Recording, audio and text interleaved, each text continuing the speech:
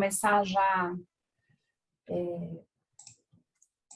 com quem já chegou, que está aqui, né? Eu queria compartilhar um pouquinho de vocês. Primeiro, boa noite a todos, sejam muito bem-vindos. A gente vai falar hoje sobre segurança psicológica como pilar da cultura para a saúde mental. E antes de falar um pouco, né, da onde surgiu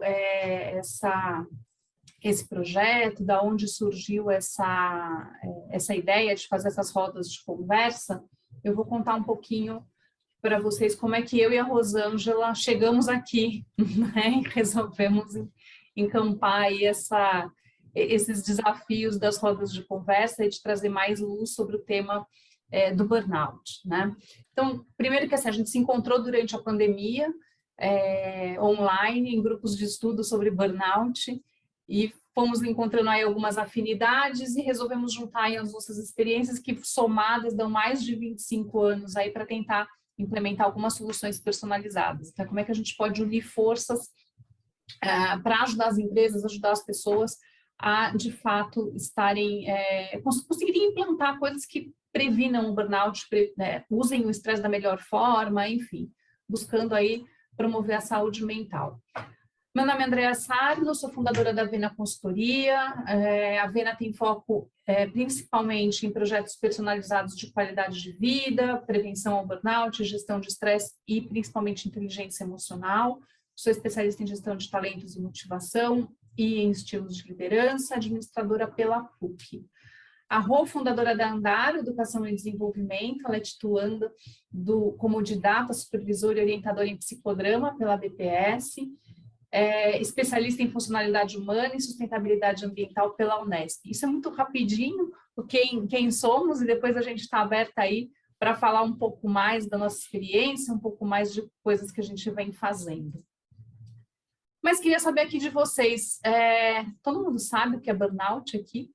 A gente tem ouvido tanto falar, né, na mídia, e aí o que a gente traz aqui é um pouquinho da definição, né, que está aí no CID-10, no CID-11 já, desculpa o ato falho aqui, a gente está aqui no CID-11 já, agora oficialmente, né, o burnout sendo uma síndrome reconhecida como um fenômeno ocupacional, e aí a gente fala que ele, né, pela definição, ele é resultante de um estresse crônico no local de trabalho. A gente sabe que o estresse tem diversas fontes, que depende do indivíduo, mas a gente sabe também que o ambiente de trabalho produz um pouco estímulos aí que podem levar ao burnout, ou podem potencializar esse burnout. A gente tinha isso muito como uma inquietação, eu e a Rô, principalmente de falta de indicadores, né, no mercado. A gente percebe assim, poucas pesquisas muito bem direcionadas em relação a isso. No meio acadêmico tem muita coisa no público de professores, de médicos, na área de saúde, e a gente começou a buscar, então, como é que a gente mede isso dentro das empresas, né? Como é que a gente vai medir para os indivíduos o burnout, né? Como é que a gente tira a nossa temperatura para saber assim, eu estou queimando já ou não, né? E aí a gente foi atrás, então, de uma ferramenta para isso, e aí daí saiu a nossa parceria. A gente trouxe para o Brasil o Burnout, o Maslach Burnout Inventory Toolkit, que é uma ferramenta que é validada internacionalmente. A gente tem comparativos globais, comparativos dentro da própria empresa, enfim. Mas ele traz o olhar muito alinhado com o que está hoje no CID-11, que é tirar uma medida, tirar uma temperatura do indivíduo e do ambiente de trabalho.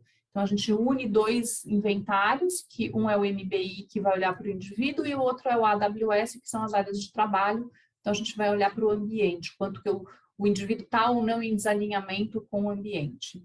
E começa a fazer correlações aí do que de fato está levando ao burnout, ou está trazendo, está contribuindo aí para uma possível burnout, e até em que medida que a gente está, né? Porque às vezes a gente fala, eu estou com burnout, eu não estou com burnout, enfim, isso tem uma escala, né? A gente começa lá no engajamento, passa por um sobrecarregado, por um ineficaz, até chegar no burnout tem alguns passos que são importantes de serem observados. Mas Não viemos falar aqui do MBI nem do AWS, viemos falar de segurança psicológica e o que isso tudo tem a ver com burnout, né, e com a promoção de saúde mental. Então, a gente tem aqui as nossas convidadas de hoje, a Regiane Favaro, né, Rê? Você tá Fávaro. Fávaro, eu sempre fico na dúvida. Então, a Regiane Favaro, ela é uma profissional generalista da área de recursos humanos, com mais de 24 anos, atuando em diferentes indústrias e postos de empresa, sendo os últimos 14 anos dedicados à consultoria de RH. Atualmente, conduz projetos na iniciativa privada, no terceiro setor e gestão pública, ligada à formação de líderes e desenvolvimento de processos de gestão. A atuação dela é orientada ao desenvolvimento organizacional e humano, e fortalecimento de processos de gestão de pessoas, desenvolvimento de times, de competências comportamentais, mudança cultural, organizacional, condução de rodas de escuta, facilitação de grupos, geração de aprendizados coletivos, mapeamento e descrição de competências, intervenção em clima e segurança psicológica de times, principalmente, né? E é isso que a gente precisa falar. Ela é graduada em Psicologia pela Universidade de São Judas Tadeu, com ênfase em Psicologia Social e do Trabalho pela mesma instituição, especializada em Psicodrama pelas sedes da PUC, né, São Paulo. Facilitadora em Segurança Psicológica de Times pelo Instituto Internacional de Segurança Psicológica, Coaching de Action Learning, facilitadora de times, e certificada em estruturas libertadoras, adoro estruturas libertadoras, pelo Núcleo Síntese. Que mais? Esqueci alguma coisa aqui? Certificada Não, é isso aí. E a Ana Paula Morena, ela é formada em Propaganda e Marketing pela Universidade Paulista, com pós-graduação em Administração de Marketing pela FAAP, MBA de Gestão de Pessoas pela FIA, pós-graduada em Coaching Holístico e 2 certificações internacionais em Action Learning e Segurança Psicológica de Times, incontáveis workshops e cursos com mais de 20 anos aí de uma sólida carreira corporativa. E desde 2017, ela vem atuando, está à frente aí do Núcleo Síntese, um espaço que é feito para compartilhar ideias, discutir o futuro, compreender os desafios presentes. Enfim, ela atua com educação corporativa, preparação de facilitadores de treinamento, facilitação de grupos, gestão e curadoria de conteúdo, além de se dedicar a processos individuais de mentoria, com o propósito de encurtar caminhos para o autoconhecimento e contribuir para o desenvolvimento de pessoas, especialmente de líderes e profissionais em transição de carreira. Meninas, sejam muito bem-vindas. A bola está com vocês e vou até parar aqui de compartilhar, que eu sei que vocês fizeram algumas coisas, se vocês quiserem agora, o controle está com vocês. Sejam bem-vindas, agradeço muito vocês terem aceitado o convite para conversar com a gente. Tenho certeza que esse tema ainda, apesar de falado incansavelmente nas redes, eu acho que a gente ainda tem muito a descobrir e aprender com vocês. Sejam bem-vindas. Legal, Déia. Vou pegar por aqui, então, e eu quero dar boas-vindas para as pessoas que a gente não tinha cumprimentado ainda, né? Cristina, Simone, enfim, as outras pessoas que estão aqui. E começar perguntando, né, assim, o que é segurança psicológica? O que não é segurança psicológica? Vai lá, Ana. Tem essa confusão, né, gente? O que é e o que não é, né? Segurança psicológica de times, né? Eu acho que a gente pode começar falando sobre o que não é, né? Então, não é ser legal, não é terapia em grupo, não é feedback coletivo, não é só manter um clima legal, não é confiar somente nas pessoas, não é tolerar baixa performance. Tem muito essa confusão do tipo, a segurança psicológica de times é saúde mental, então se tem saúde mental tem segurança psicológica, não, tem todo um conceito por trás do que é, né, a segurança psicológica e dos elementos que envolvem a segurança psicológica. Você quer falar, Rede, um pouquinho da história? A segurança psicológica, ela nasceu como um estudo da doutora Amy Edmondson, quando ela começou a pesquisar um pouco aí a respeito de como é que poderia melhorar a performance de algumas UTIs, né? Então, o que fazia com que uma UTI fosse bem sucedida? E quando ela começou a elaborar essa pesquisa, ela teve algumas descobertas onde ela percebeu que a UTI que mais reportava erro era a UTI mais bem sucedida. Ela falou, não, acho que tem um problema nessa minha pesquisa, né? Como é que a UTI que mais reporta erro é a UTI mais bem sucedida em relação à melhoria dos pacientes, né? Em relação ao sucesso de tratamento. E aí ela entendeu que isso era real, que a UTI mais bem sucedida era a que reportava mais problemas, porque havia um ambiente onde era possível reportar erros e problemas e se falar sobre aprendizado, onde era possível questionar a autoridade, né? Então, ela começou a pesquisar isso e entender quais os ambientes que eram possíveis serem abordados, esses temas, onde era possível questionar a autoridade de um médico, por exemplo, e se isso tinha a ver com um bom resultado, com um bom clima, com um bom ambiente e por aí afora. E ela vem fazendo essas pesquisas há mais de 20 anos, e aí isso se encontrou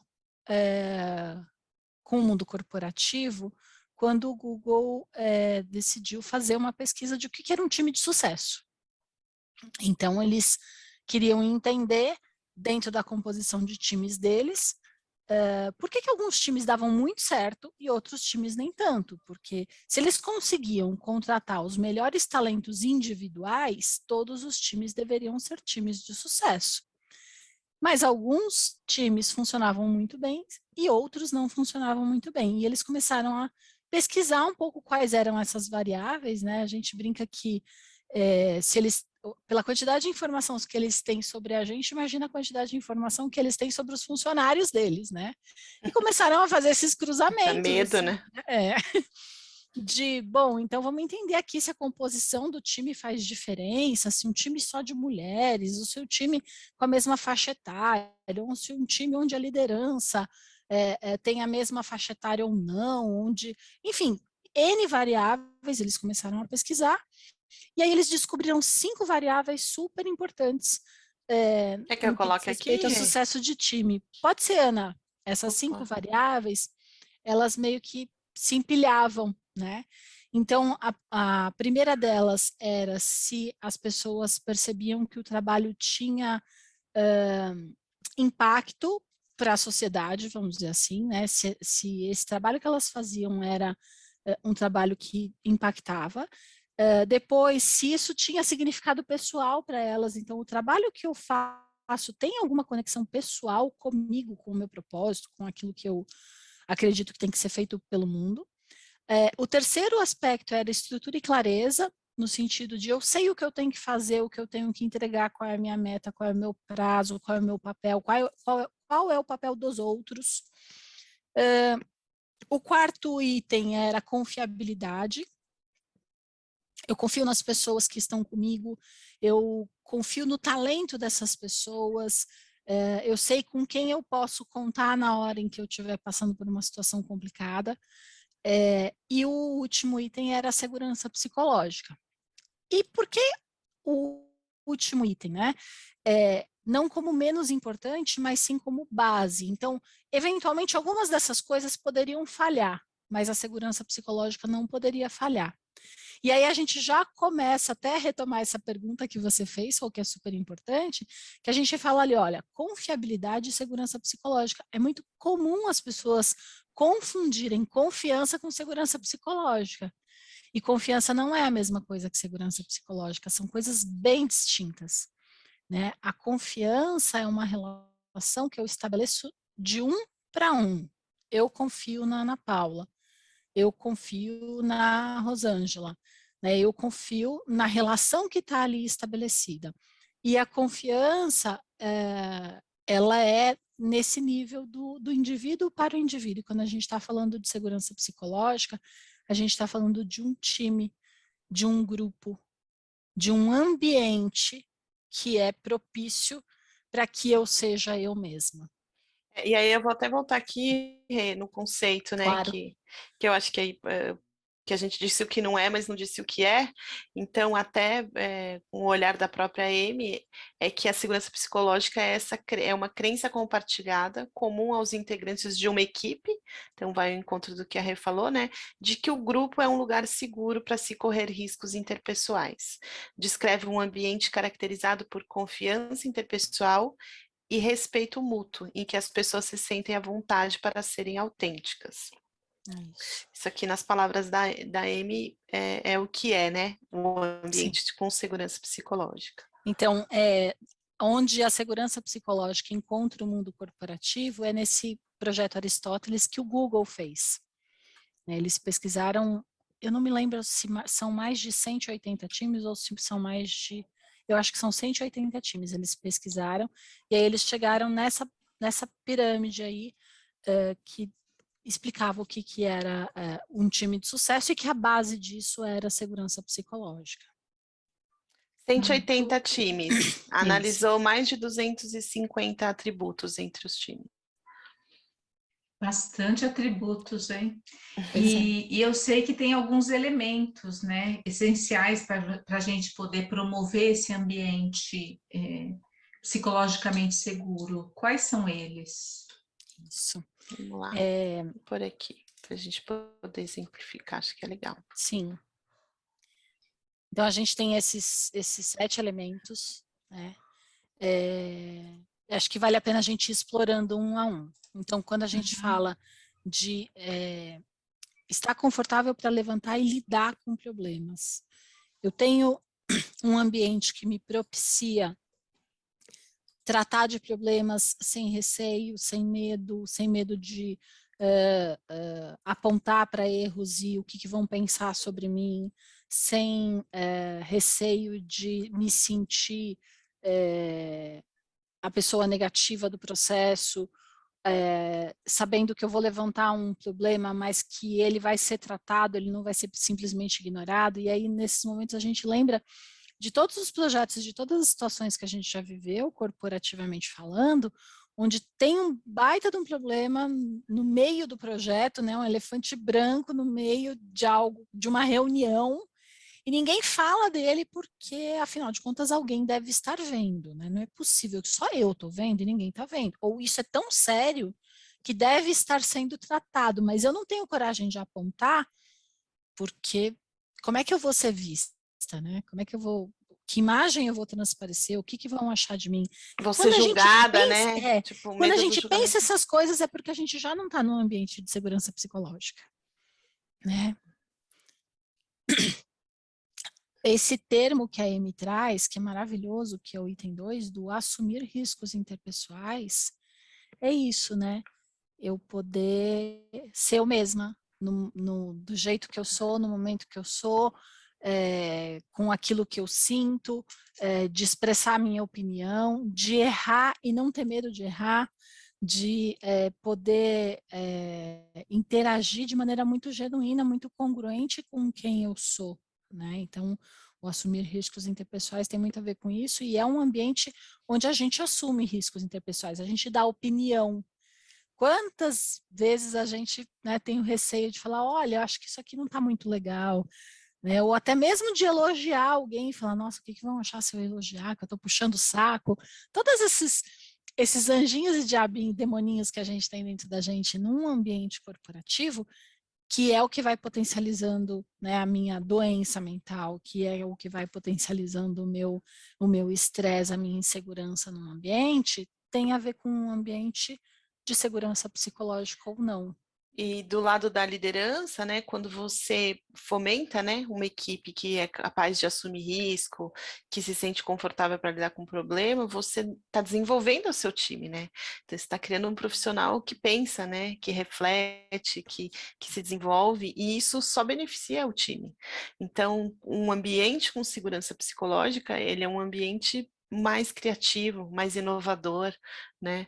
Quando você só põe a sua opinião, né?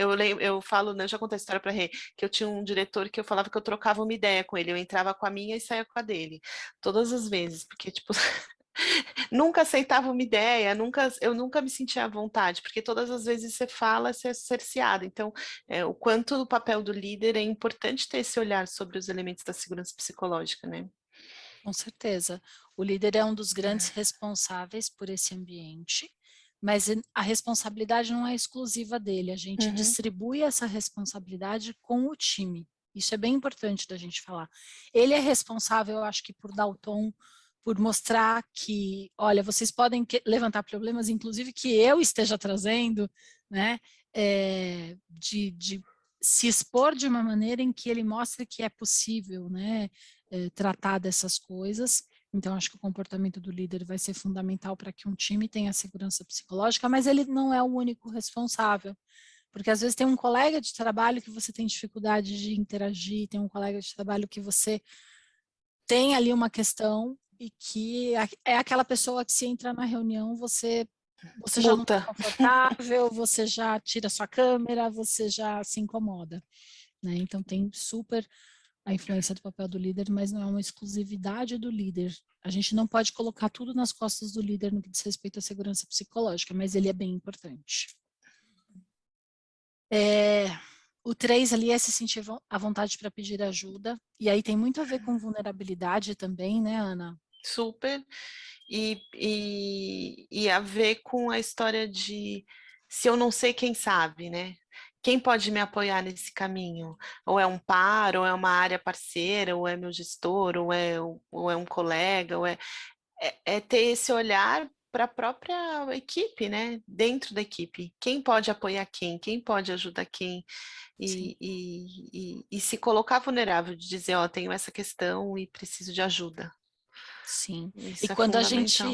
gente cala, né, sobre esse elemento aqui, é onde a gente vai ter problema com o quê, né, Rô? Com carga de trabalho, né, com fatores que estão relacionados ao burnout, à saúde mental, né? Eu fiquei pensando na questão do comando e controle, né, da questão de ser julgado, né, ter medo de ser julgado, a questão da comunidade, do relacionamento, né, falando aí dos elementos, dos fatores que fazem com que a gente adoeça, né? Exatamente. E se você, às vezes, pedir ajuda, você encurta um caminho tão grande e você não pede e você fica sofrendo com aquilo meses, anos, uma vida inteira. Sim. E seria uma rede de apoio, né? Na verdade, Sim. estou vulnerável e eu conto com os meus colegas que vão servir ali, o meu líder, como apoio nessa uma hora questão. você apoia e outra hora você é apoiado, né? Então, se você Sim. cria uma rede assim, é muito rico, né? Exatamente. Organizações que aprendem, né? As organizações que aprendem têm esse olhar para pedir ajuda, né? Porque um ensina o outro, né? E aprender tem tudo a ver com outro elemento, né? Que tem a ver com enxergar no erro uma oportunidade para aprender. Então, uma cultura onde a gente tem os erros inteligentes, onde a gente aproveita, e isso não, quando a Ana falou, né, o que não é segurança psicológica não tem a ver com tolerar baixa performance, não é assim, pode tudo, pode errar, pode desperdiçar orçamento, não é isso. A gente está falando de erro inteligente, é de aonde eu tenho um espaço em que é possível errar e que eu aprendo e que eu divido isso com o grupo sem me sentir envergonhada. Né? Um ambiente de segurança psicológica é um ambiente onde as pessoas são cobradas, onde as pessoas são pontuadas por erros de falha de procedimento, por exemplo, né? Então, não é que você deixa de apontar erros, mas você acolhe os erros que são erros inteligentes, e trata, erros que valem né? a pena. Exatamente. Porque se a pessoa não pode falar, ela não trata, e aí ela vai errar de novo, e aí ela vai errar de novo, e ela vai Em errar de novo. segurança psicológica, a gente fala muito sobre a cultura do silêncio. A gente não consegue medir nas organizações o silêncio, o quanto a gente perde com as pessoas não falarem. É uma métrica que não existe como a gente ter, né? Mas na segurança psicológica, quando a gente tem a segurança psicológica afetada, a gente está falando sobre isso, que tem muita gente em silêncio, né? E isso dói, corrói, traz problemas a curto, médio e longo prazo. né? Hoje eu estava com uma organização que mundialmente teve um problema com um acidente, só que esse acidente impactou todas as unidades, né? Inclusive na cadeia de liderança e tudo mais. E quando a gente fala, por exemplo, de acidentes importantes, normalmente você tem por trás disso uma cultura de silêncio. Um acidente não acontece por uma única causa. Ele acontece por uma cadeia de silêncio que acontece. E muitas vezes a segurança psicológica, ela chega a reduzir acidentes de trabalho em cerca até de 40%, num ambiente onde você tem essa possibilidade de questionar o que o seu supervisor está fazendo, de falar, olha, acho que não devia ser assim, né? Então, é bem interessante a gente conectar esses assuntos, né?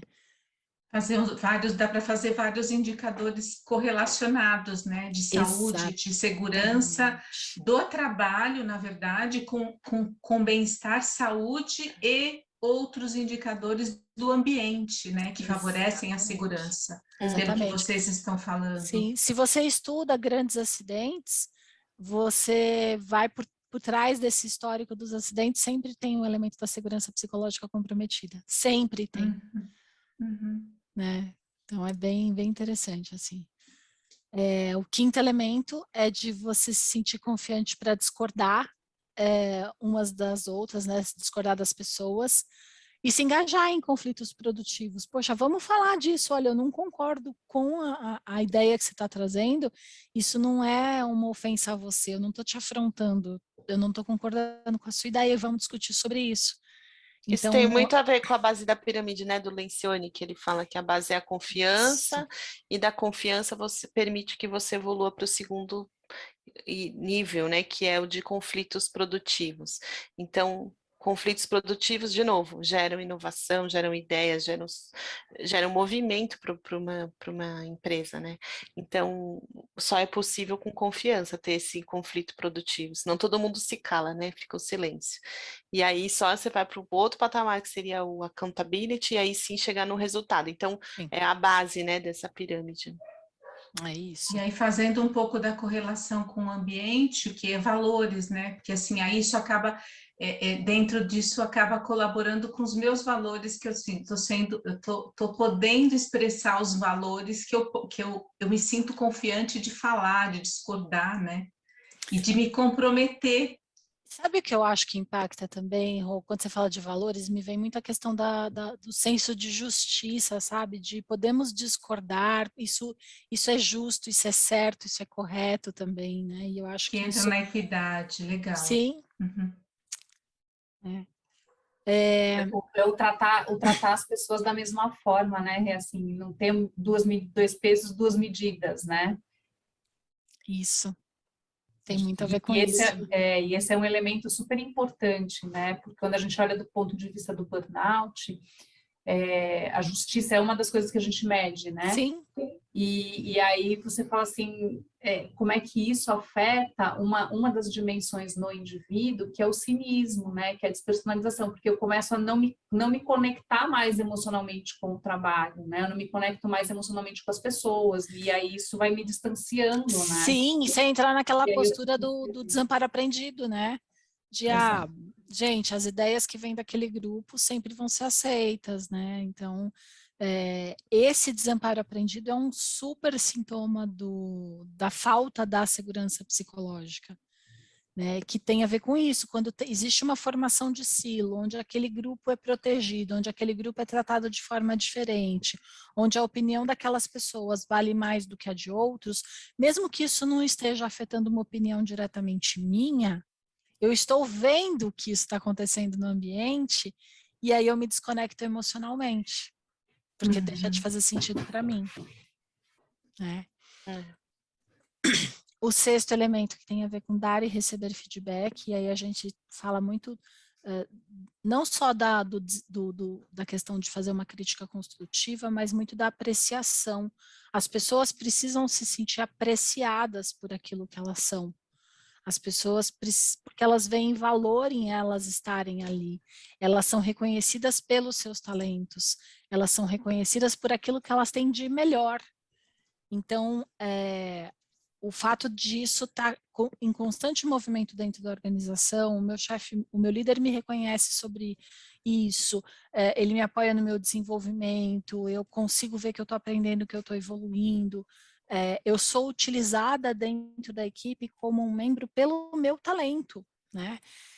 Isso faz toda a diferença aí para que eu tenha um ambiente de segurança psicológica, né? E isso não tem a ver só com o líder, mas do líder poder fazer isso dentro do grupo, né?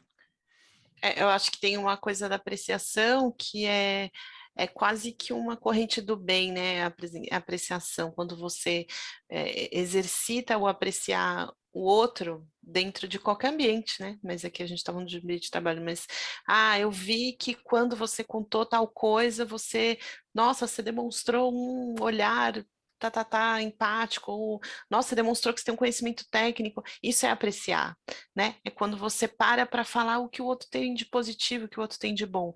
Isso causa um impacto gigante em quem fala e em quem recebe. Não é via de mão única, né? Não é só para quem recebeu, quem fala também se sente bem ao falar, né? Do tipo, nossa, quando você me disse isso, eu percebi que, puxa, que legal que você tem esse preparo técnico, pô, vou precisar que você me conte mais. A pessoa fala, poxa, reconheceu algo em mim, né? E isso vai desde da tia do café, né? Que café maravilhoso que a senhora fez, que coisa maravilhosa. Isso tem a ver, isso é um olhar apreciativo sobre o profissional e sobre o outro, né? É criar a cultura da apreciação dentro da empresa, né?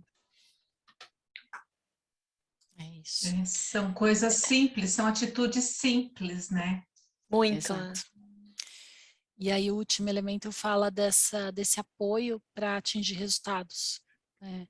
Eu posso contar com as pessoas, eu estou num ambiente onde eu confio no talento dos outros também, eu confio que as pessoas são boas, que elas estão engajadas, que elas vão atingir o resultado, que eu vou fazer a minha parte, mas que a Rô vai fazer a dela e a gente está num time que é forte, que é bom e eu tenho orgulho disso, né? Então, e se apoiar e ter essa oportunidade de se apoiar, né, para atingir os resultados. Então, esses são pilares estruturantes da segurança psicológica. E Tá que tudo meio que conectado, né? tudo não são ilhas, né? Eles estão super conectados e eu percebo que muitas vezes eles conversam com, por exemplo, as questões, né, que existem dentro do burnout, dentro das coisas que a gente o quanto isso afeta diretamente a saúde mental dos indivíduos, né? O quanto, quando esses pilares estão desestruturados, o quanto isso inquieta, o quanto isso causa dor, sofrimento, questionamentos e tudo mais.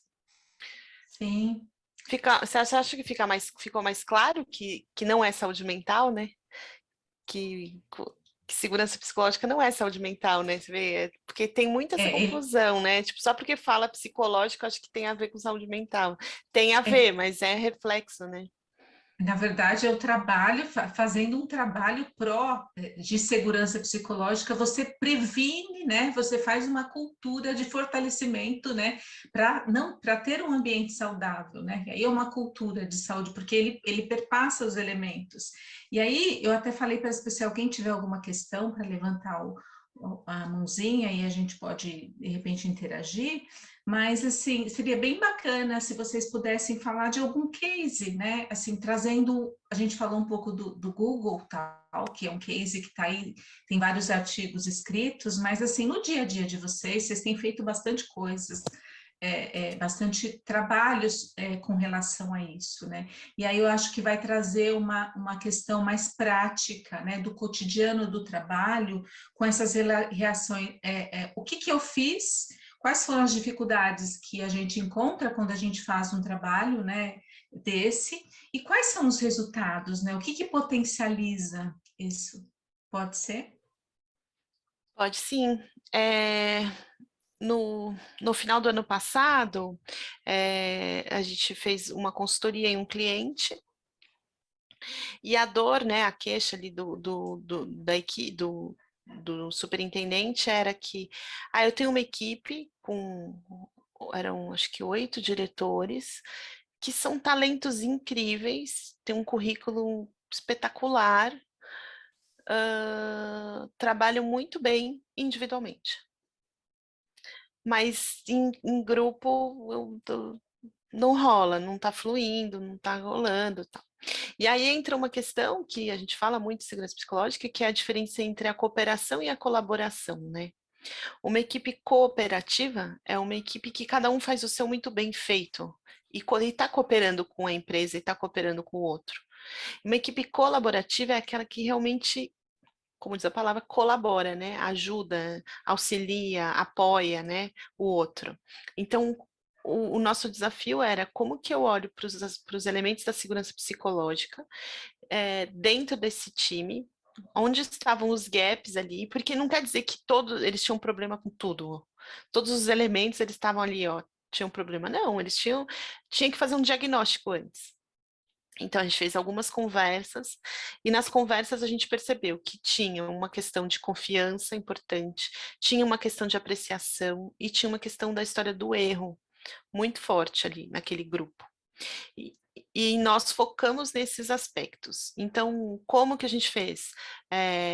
Com encontros, eram encontros quinzenais com esses diretores, trazendo sempre alguma metodologia. Então, a gente trabalhou com action learning para solução de problemas. Então, à medida que um trazia o problema, todo mundo apoiava essa pessoa na solução do problema, eles iam se conectando. E aí a gente foi trazendo outros elementos. Então, a gente trouxe algumas experiências como aquela metodologia de entrevista apreciativa, onde cada um conta uma história, e aí, à medida que ele conta a sua história, ele está se vulnerabilizando, e o outro tinha que olhar para aquela história e refletir sobre que pontos que havia visto de habilidade, de competência ali atrás daquela história, e aí eles foram criando esse laço. Então, esse foi um processo de construção dentro de uma empresa, de uma experiência com aspectos da segurança psicológica. Uma coisa é a gente falar, né, sobre, outra coisa é a gente viver os aspectos. Eu acho que essa é a diferença, né? Eu e a Rê, quando a gente terminou a imersão, a formação em segurança psicológica, a gente percebeu isso. Uma coisa é a gente ir nas empresas e falar sobre o tema, que é um pouco o que a gente está falando aqui. O que é, quais são os elementos, tudo legal. Mas assim, como é que é viver uma situação onde você tá, e aí se a pessoa comete o erro, o que que acontece? Colocar as pessoas do time real na situação. Porque eu, como líder, eu posso falar assim, na minha equipe todo mundo pode cometer erro, até o primeiro cometer, né? Então, aí a gente vai para a vivência mesmo, e aí o aprendizado se dá na vivência, né? Exato. Porque é mais E ou aí menos vocês isso. vão fazendo um acompanhamento, implanta e vão fazendo um acompanhamento. A gente foi fazendo os encontros, a gente gosta muito que o líder esteja junto do time, porque o líder, tem até eu não sei de quem eu ouvi isso, a Rê talvez saiba, que o líder, ele não é o técnico, ele é o capitão do time, ele está com a abraçadeira jogando. Então, se ele está junto no processo, é muito mais relevante. Então, assim, nesse processo, os primeiros encontros o líder não apareceu. Depois, a gente foi conversando com o líder no individual e falou, era importante se você entrasse. E aí acho ele que é entrou, fundamental, né, Ana, quando eles entram. E aí a gente foi dando essa explicação, e aí ele começou a entrar, e aí começaram a fomentar vários assuntos, né?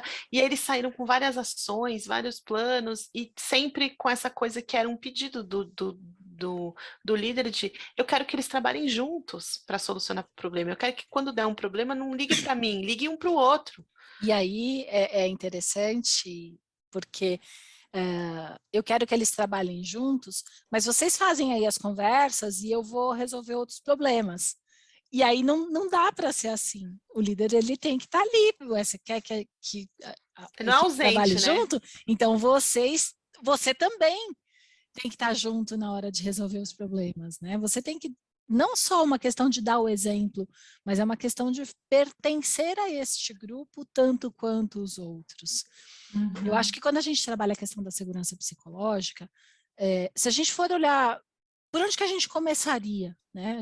Acho que tem uma questão de diagnóstico, de escutar essa dor, que a gente vai percebendo, né, por alguns sintomas muito comuns, a gente vai percebendo que talvez o problema pode ser segurança psicológica. Ao escutar essa dor, se a gente tem a oportunidade de fazer, de fato, um diagnóstico com questionário, com um assessment mais direcionado, a gente faz, que isso é muito legal, porque daí a gente tangibiliza quais os elementos que estão ok e quais não estão ok. Porque daí a gente tem uma condição de fazer práticas de grupo focadas naquele ponto, naquele problema. Entrevista também pode... Diga. Desculpa te interromper. Imagina. Tem algum questionário específico para segurança psicológica que vocês costumam usar? Tem sim. Tem uma ferramenta específica de segurança psicológica que a gente pode utilizar e consegue mensurar aí os 7 elementos. E aí vocês fazem antes e fazem depois de um período? Como que funciona? Sim. Fazer antes e fazer depois da intervenção. A intervenção, ela não necessariamente precisa ser feita integralmente por nós. Tem muita lição de casa que eles precisam cuidar e eles precisam resolver, porque tem a ver com posturas de dia a dia. Então, eles precisam... Uma das atividades que a gente pode propor para um grupo, por exemplo, é que eles precisam desenvolver atividades de grupo e quais vão ser essas atividades de grupo. Né? Então, a gente define um pouco com eles o que eles vão trabalhar em conjunto e aí faz reunião de acompanhamento para poder ajudá-los nisso. Então, o ideal é que a gente comece com uma escuta da dor, faça um diagnóstico que pode passar pelas ferramentas e por entrevista também. Entrevistar é muito importante. Uma coisa que é fundamental dentro do processo de segurança psicológica é a gente delimitar de que time a gente está falando. Para o time não ficar uma coisa etérea. O time não pode ser composto por 50 pessoas, o time é composto por um núcleo menor do que isso, né? Um líder não consegue liderar 50 pessoas, não existem relações possíveis num time de 50 pessoas. Um time são pessoas que têm atividades comuns que colaboram entre si. Acho que a Ana até deixa um slide meio que, né, na manga falando de o que é um time, né? Então, quando a gente trabalha com segurança psicológica, isso é super importante. Põe lá, Ana. Peraí, que eu acho que estava oculto. Porque se for uma coisa muito solta, muito misturada, muito etérea, a gente não vai conseguir tratar, né? Então, precisa delimitar bem.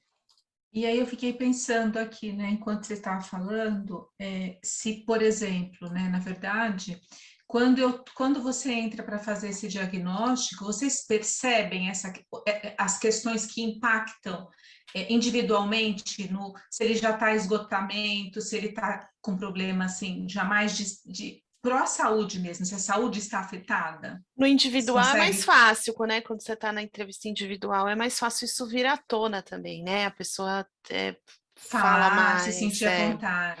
Nesse grupo que a gente fez, tivemos conversas individuais e vinha muito a questão, uma simbologia, né? Da coisa do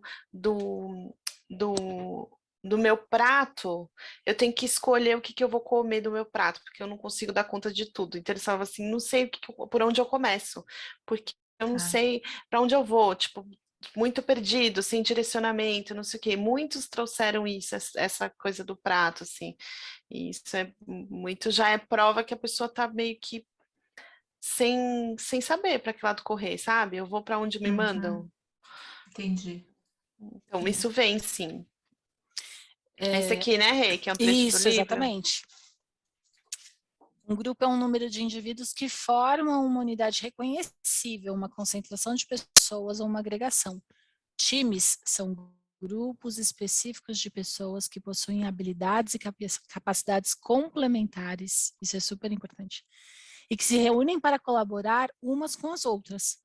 Membros de um time possuem um alto grau de interdependência voltada para o alcance de objetivos. Essa palavra interdependência é chave, né?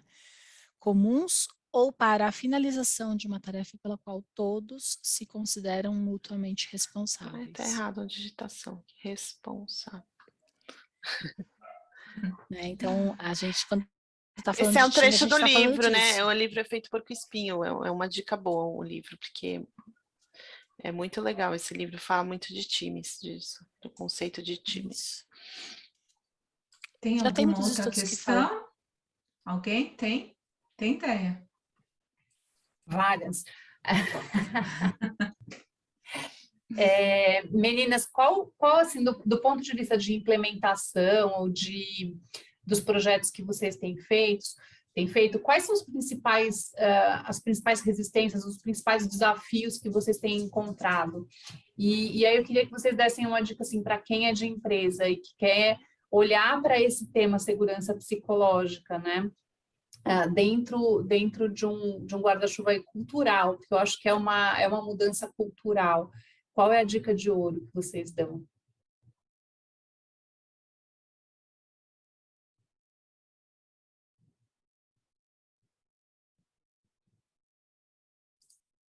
Travou a imagem.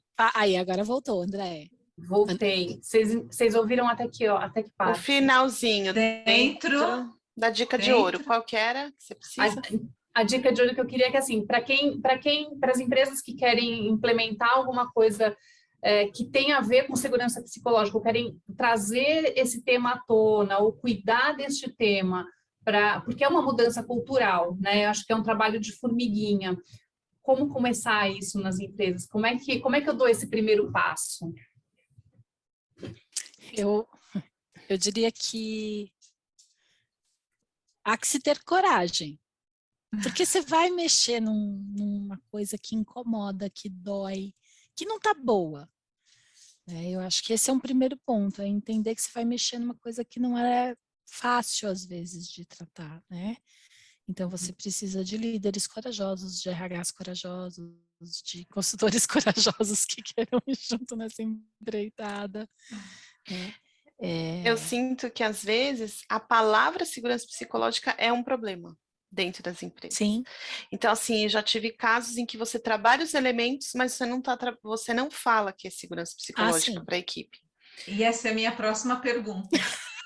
Pergunta que não quer calar, fala. Que era isso, que assim, que se tem tanto assim, na verdade não é paradigma, mas essa questão de que as empresas não querem olhar para isso, então às vezes eu já vi muitos consultores, não nesse tema específico, mas em outros temas que falam, não, eu não falo que eu faço isso, eu faço um projeto de desenvolvimento, mas não tem este nome. Acontece, então. É igual comunicação não violenta.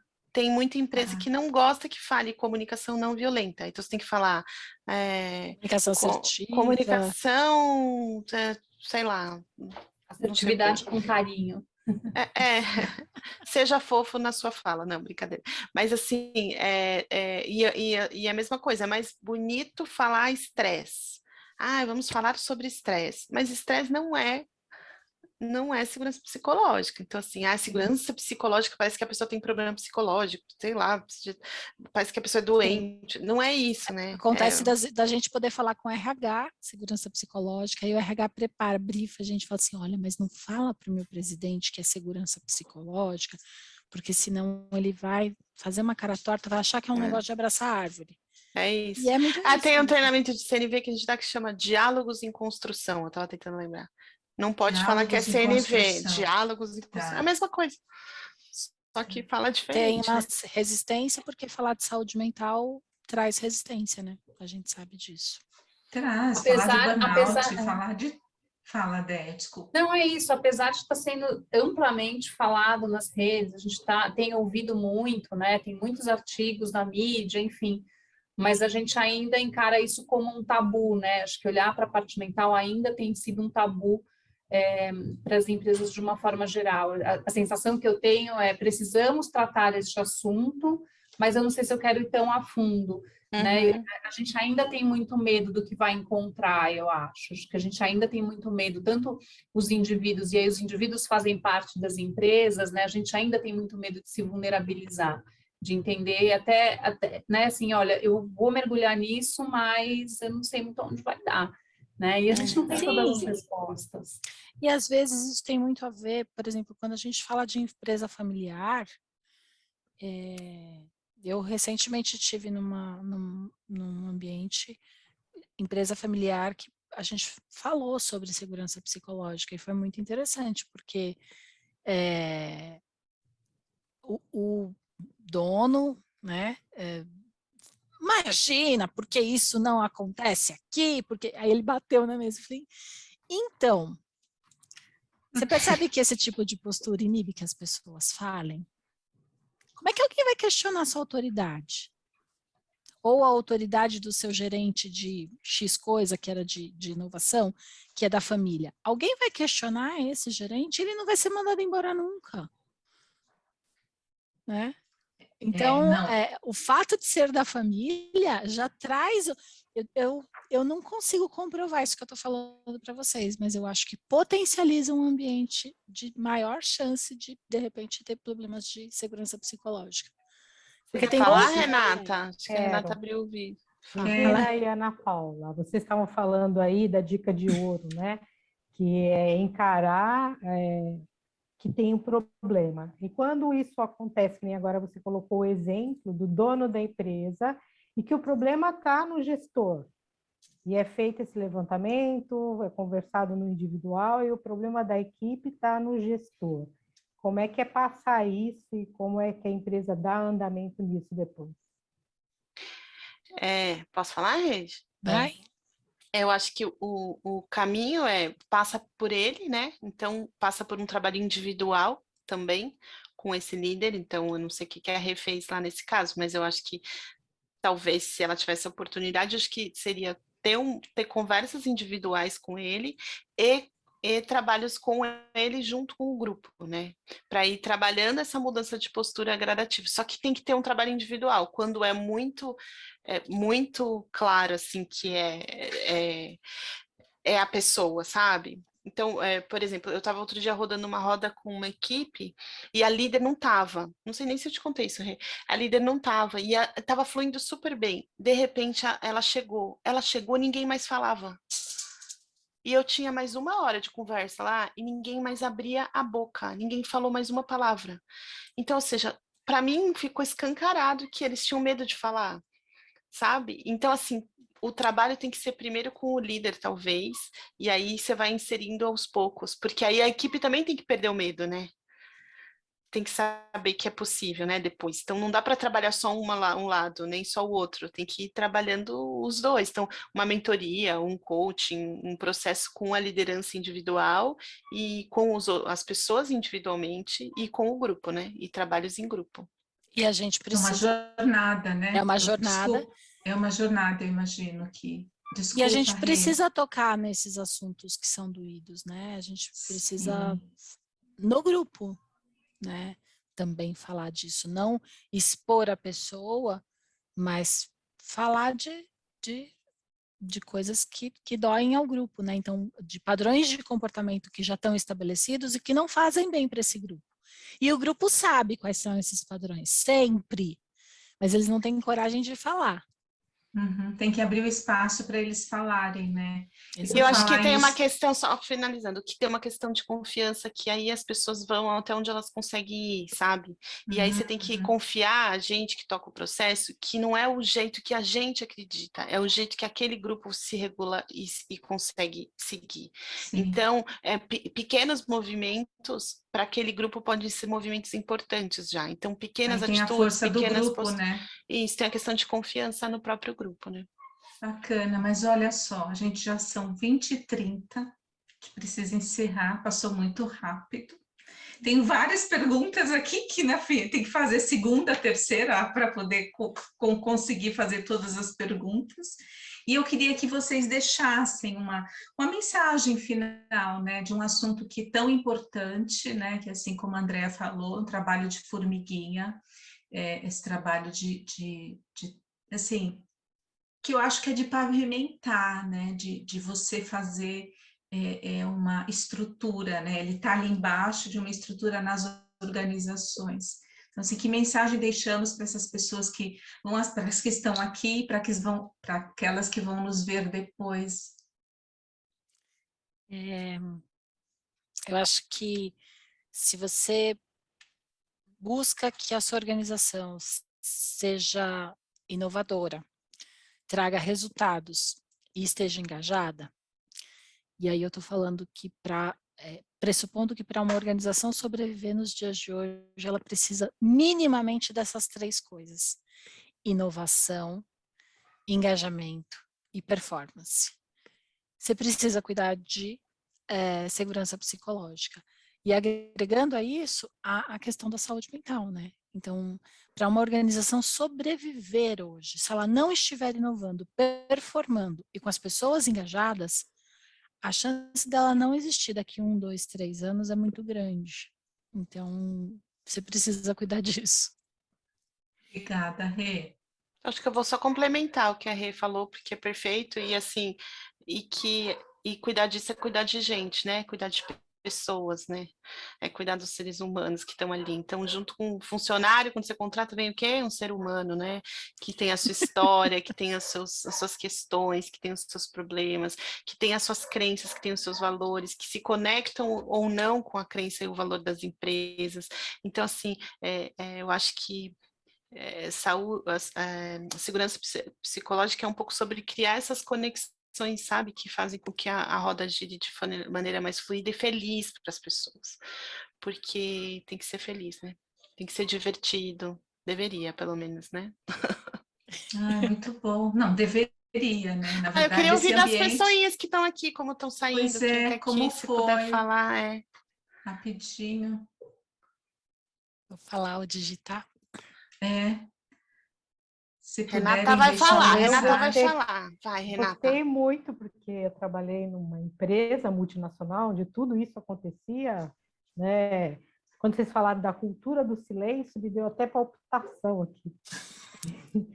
Então, sim, muito importante. Se as empresas realmente, porque as empresas querem resultado, mas esquecem que elas têm que cuidar das pessoas, né? O engajamento, a colaboração, só vem se isso acontecer. Dar liberdade para as pessoas falarem e colocarem as angústias e as dores, porque aí vai se resolvendo os problemas e as coisas vão melhorando e os resultados vão acontecendo. E muitas vezes isso vem da liderança ou da própria organização, né? Nessa coisa de querer resultado a qualquer custo. Então, assim, quando eu vi o nome de segurança psicológica, realmente eu fiquei meio assim, opa, né? Isso leva a coisa do, né, burnout que a gente está falando tanto, mas tem muito a ver com cuidar das pessoas. Sim. Porque, às vezes, a pessoa adoece, o estresse tem a ver com isso, de não poder falar, de não poder se colocar, de ver as coisas erradas, equipes que são privilegiadas, né, e outras não. E aí a falta de resultado pode vir disso. Então, é super importante, se puder continuar esse papo, presente.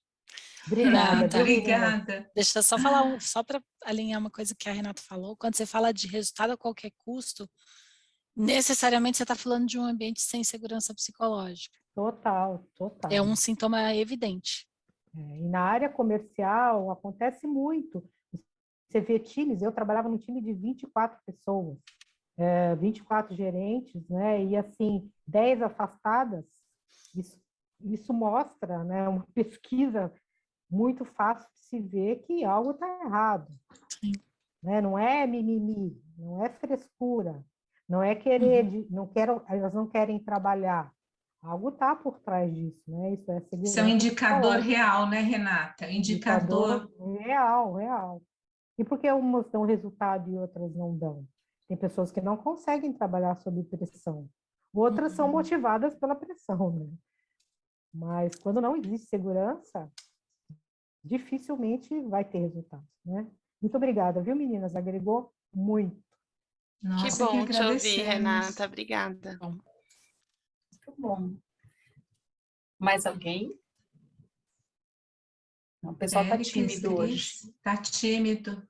Só está tímido. A Simone escreveu, muito bom ouvir vocês, sai com a esperança de que alternativas e ferramentas para cuidar das pessoas. Com certeza, Simone, a gente tem que se unir aí para realmente fazer, cada um fazendo um pouco, né? A gente consegue fazer um bom trabalho.